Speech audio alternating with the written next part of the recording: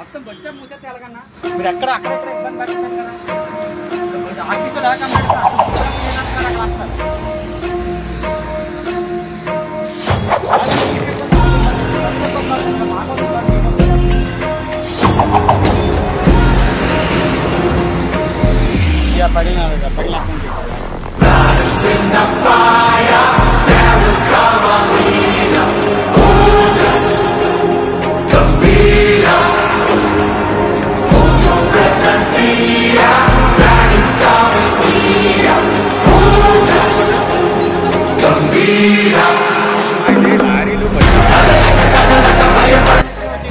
ఇప్పుడు వచ్చి రోజు ఇప్పుడే వస్తారమ్మా బస్ స్టాప్ పళ్ళు తెంగే ఏంటి